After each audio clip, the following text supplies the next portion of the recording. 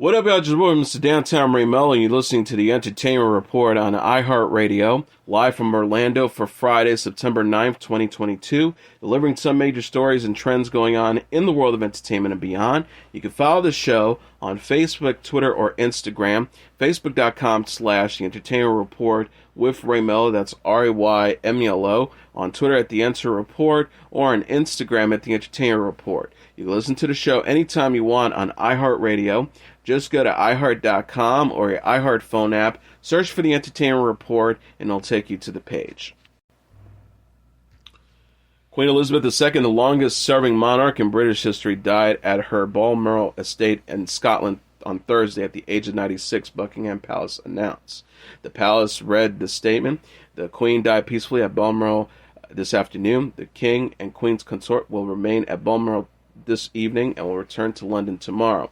Her son Charles will ascend the throne. He'll be known as King Charles III. Charles said in a statement, "The death of my beloved mother, Her Majesty the Queen, is a moment of great sadness for me and all the members of my family. We mourn profoundly the passing of a cherished sovereign and a much-loved mother. I know her loss will be deeply felt through the country, the realms, and the Commonwealth, and by countless people around the world. During this period of mourning and change, my family and I will be comforted and sustained by our knowledge of the respect and deep affection in which the Queen was so widely held." His father, Prince Philip, died April 9th, 2021 at the age of 99. He was the longest-serving consort of a reigning British monarch. Few people alive today can even remember a time when Elizabeth wasn't on the throne. From Harry S. Truman to Joe Biden, she saw 14 U.S. presidents come and go during her reign. Always dignified and stoic, the Queen epitomized her country's World War II slogan, "Keep calm and carry on." She was driven by a sense of duty and continued to perform dozens of official engagements each year past her 96th birthday in April. In March, she recovered from COVID-19. Britain celebrated her Platinum Jubilee, 70 years on the throne, in early June.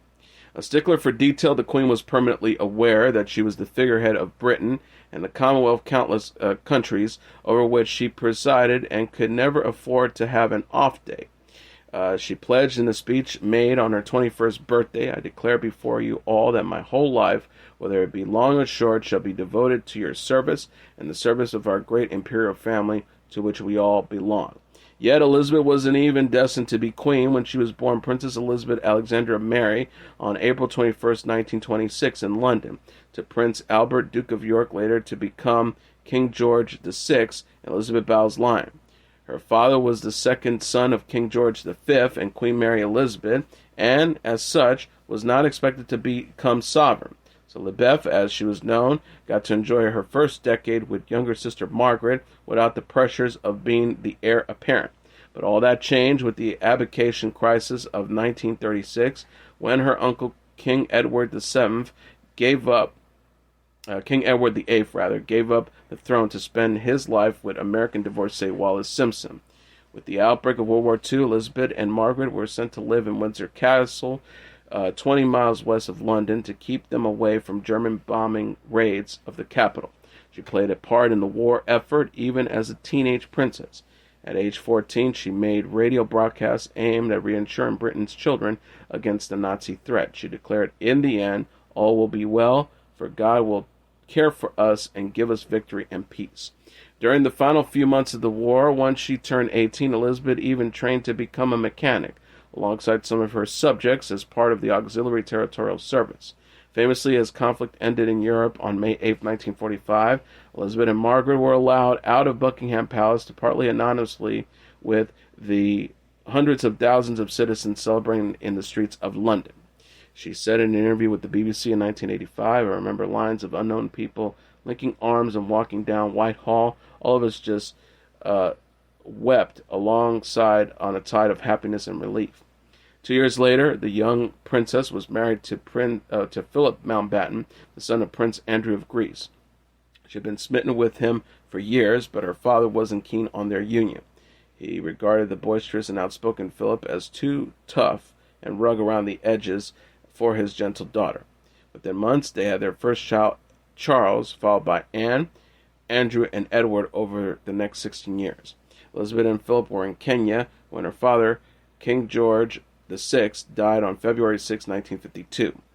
At just 56 years old, he had a fatal blood clot to the heart, but was also suffering from lung cancer.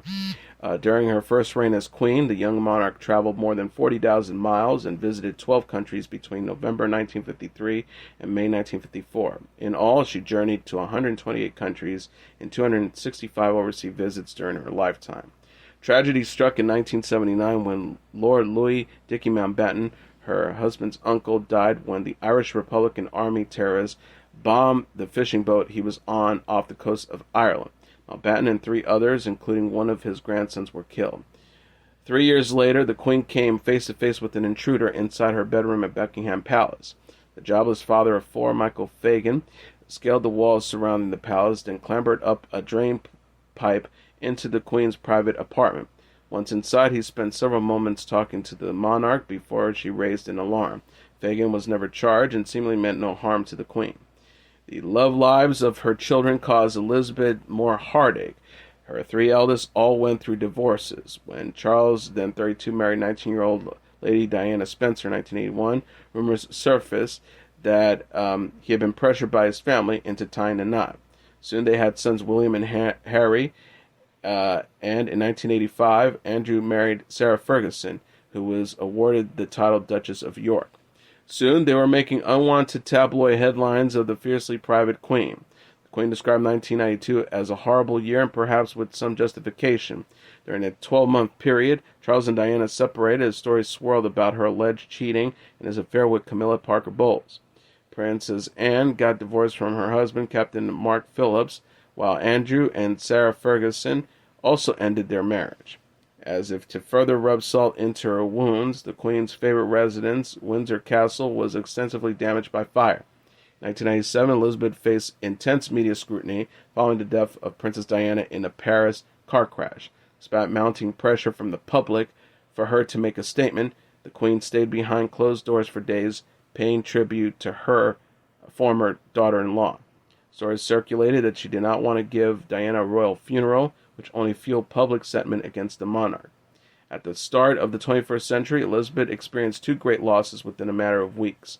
Her beloved sister Margaret, who had something of a party animal reputation, died in February 2002 after suffering a stroke. Then the Queen's mother, affectionately known as the Queen's mom, died on March 30th at the age of 101. Through it all, her husband Philip was by her side, for the large part quietly playing the role of consort. Occasionally, he would cause unwanted headlines by making inappropriate comments, once famously referring to Chinese people as slitty-eye. Despite the grandeur of her palaces and castles, she lived in 4 properties belonging to the Crown Estate and owned 4 others privately. Elizabeth had somewhat a Stuart existence behind closed doors, a throwback to the post-war era in which she had grown up. The family's silver and fine chinas were kept largely for state dinners and entertaining guests. In day-to-day life, the Queen's meals were often served in plastic containers. And despite having masterpieces by the likes of Canaletto and Gainsborough hanging from her walls, the audience room at Buckingham Palace, where she would have cozy meetings with world leaders, was warmed by a $40 portable heater. Indeed, her estimated personal fortune was only around $500 million, by the priceless jewels and antiques that went with the job. On September 9, 2015, she surpassed her great-great-grandmother, Queen Victoria, as Britain's longest ruling monarch, who reigned for 63 years. In her later years, the Queen became increasingly aware of her legacy, determined to ensure that she left the House of Windsor in as strong a position as possible for generations to come. She paid particular close attention to Kate Middleton, the Duchess of Cambridge, as Prince William's wife, anxiously to make sure that she got all the support and preparation she needed, especially after the death of Princess Diana. But in 2020, Prince Harry and his wife Meghan Markle stepped back from their roles as senior members of the royal family and moved to the United States, an unprecedented move returning their patronages to the Queen. Not one for the spotlight.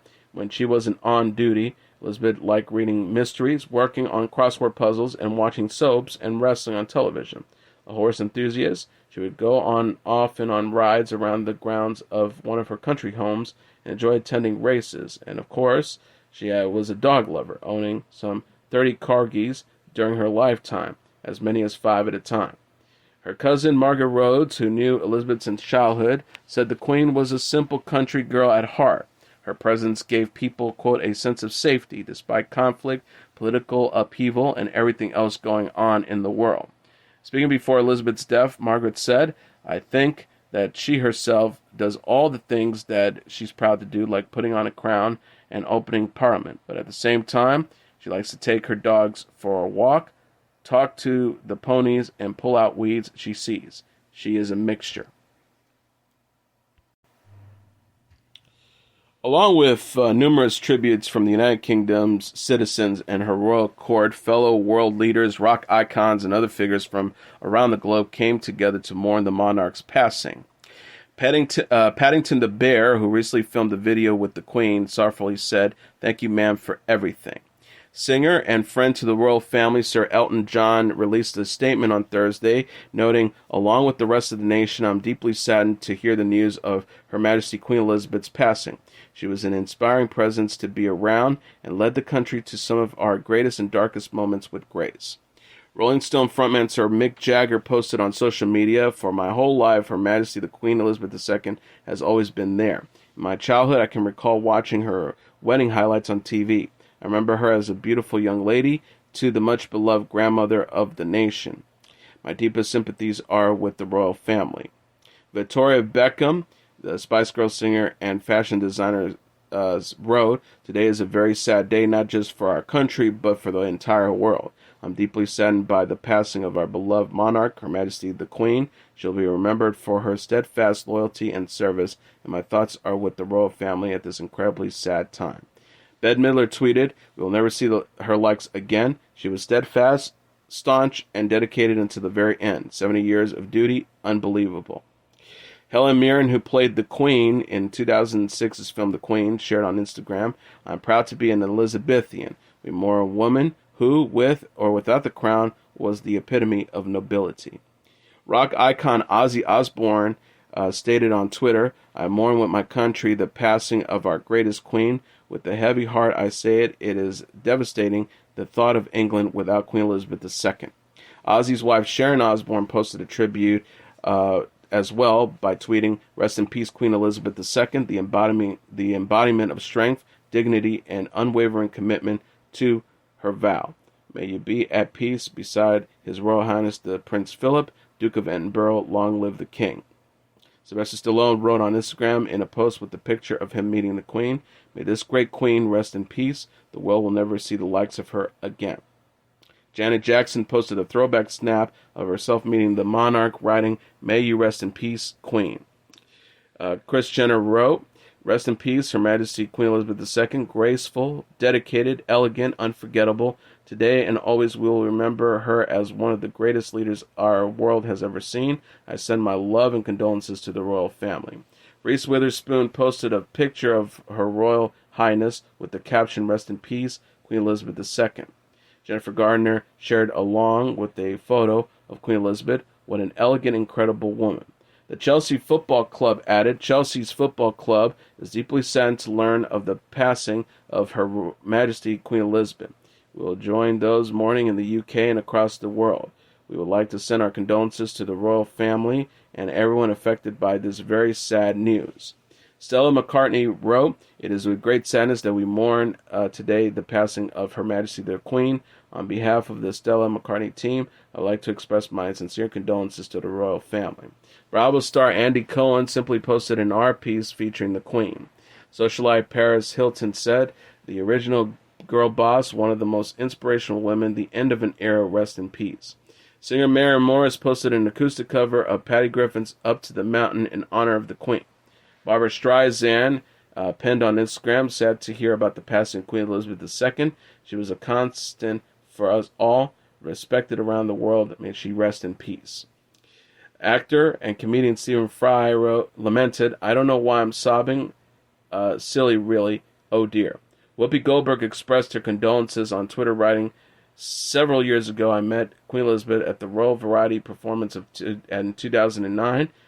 She approached me. All I can think was, what the hell? I'm an American kid from the projects, and I'm in the company of the Queen of England. I was in awe. Rest in peace. God save the King." The former The View host, Meghan McCain, tweeted, "To my British friends and colleagues, God bless the Queen and the royal family. Our hearts are with you and the people of the United Kingdom today." Actor Luke Evans shared a photo of the breaking news update on Instagram and wrote, "A day we shall never forget where we were. Rest in peace, Your Majesty.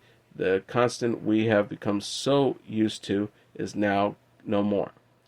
George Takei, Star Trek star, said, "Queen Elizabeth II has passed away at the age of 96. My thoughts are with the royal family and with the people of the United Kingdom and truly around the world who mourn her passing. In her time, the Queen saw a country and indeed a world transform. There shall be no one like her ever again." Fashion designer Donatella Versace captioned a portrait of the Queen on Instagram. "We have lost one of the greatest women in the world. Her Majesty Queen Elizabeth II showed us how to live our lives. She lived with grace, fortitude, and work, loyalty, and kindness. She was an inspiration to us all. I send my deepest and personal condolences to King Charles III and all of the royal family." Duran Duran wrote a touching tribute on Instagram. She dedicated her life to the people and set an extraordinary example to the world throughout her reign. She's seen changes that are beyond what any of us can imagine. She has faced challenges that she has risen time and time and again. Her life has been remarkable in so many ways. We will all miss her and be grateful for the incredible service she gave to the people of Great Britain and the countries of the Commonwealth. Real Housewives of Beverly Hills icon Lisa Vanderpump penned on Instagram, "We knew this day was inevitable, but such overwhelming sadness at the loss of one of the most inspirational women the world has known. Her reign was exemplary as she saw our nation through so many crises, not just in monarch, but also as a matriarch to our country and the Commonwealth. Heartfelt condolences to the royal family. Our hearts are broken." British filmmaker Sam Taylor Johnson said with the photo of the Queen, "Good night, God bless." Maria Shriver tweeted, "What an extraordinary life of public service. What an extraordinary life, period. The Queen served her country until the very end with class, strength, dignity, and honor. She was married for 74 years, is mother to 4, grandmother, and great-grandmother." Bill Gates wrote, "I felt honored to have met Queen Elizabeth, and I'm very sad to hear about her passing. My deepest condolences to the royal family and the British people." Melinda French Gates wrote, "Spanning nearly 3/4 of a century and a world transformed many times over, Her Majesty's was a reign without equal. I'll cherish the kindness that Queen Elizabeth II extended to our family and the remarkable leadership, resilience, and example she showed us all." World leaders also joined the mourning for the monarch. Canada's Prime Minister Justin Trudeau penned a tribute on Twitter, writing, "It was the heaviest hearts that we learned about the passing of Canada's longest reigning sovereign, Her Majesty Queen Elizabeth II. She was a constant presence to our lives, and her service to Canadians will forever remain an important part of our country's history." President Joe Biden and First Lady Jill Biden released a statement that read, "Her Majesty Queen Elizabeth was more than just a monarch. She defined an era." Vice President Kamala Harris and Second Gentleman Doug Emhoff wrote, "Queen Elizabeth II lived an incredible life of service and had a profound impact on countless lives and historic events." Former President Barack Obama and First Lady Michelle Obama released a statement captioning the post, "Like so many of you, Michelle and I are grateful to have witnessed Her Majesty's dedicated leadership, and we were in awe by her legacy of tireless, dignified public service. Our thoughts are with her family and the people of the United Kingdom at this difficult time."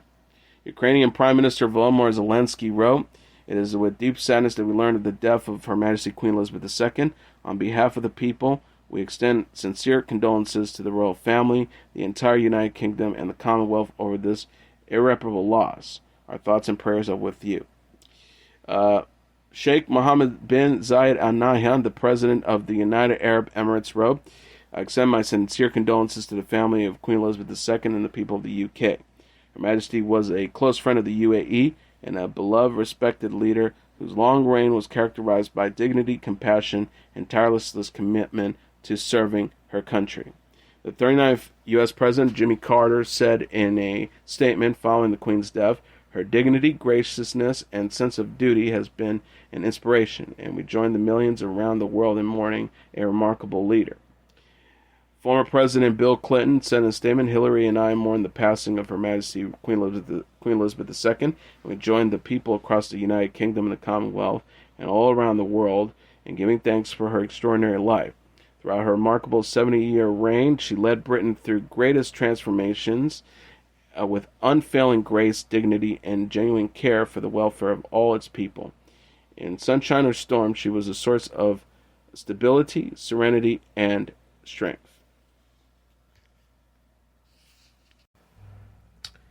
And finally, here are the top 10 songs on the Billboard Hot 100 sales charts for the week of September 10th. Number 10, Future featuring Drake and Thames would Wait For You. Number 9, Beyonce would Break My Soul. Number 8, Post Malone featuring Doja Cat with I Like You, A Happier Song. Number 7, Nicki Minaj with Super Freaky Girl. Number 6, Elton John and Britney Spears with Hold Me Closer. Number 5, Nicki Yor and Dazzy with Sunroof. Number 4, Kate Bush with Run Up That Hill, A Deal With God. Number 3, Lizzo with About Damn Time. Number 2, Steve Lacy with Bad Habit. And the number 1 song on the Billboard Hot 100 sales charts for the week of September 10th, Harry Styles with As It Was. And as your entertainment report for Friday, September 9th, 2022, I'm your host, Mr. Downtown Ray Melo. I'll be back on Monday to deliver some major stories and trends going on in the world of entertainment and beyond. You can follow the show on Facebook, Twitter, or Instagram. Facebook.com/The Entertainment Report with Ray Melo. That's RAYMELO. On Twitter at The Enter Report, or on Instagram at The Entertainment Report. You can listen to this episode or any previous episodes of The Entertainment Report anytime you want on iHeartRadio. Just go to iHeart.com or your iHeart phone app. Search for The Entertainment Report, and it'll take you to the page. Everyone have a great weekend. Good night, and God bless you all.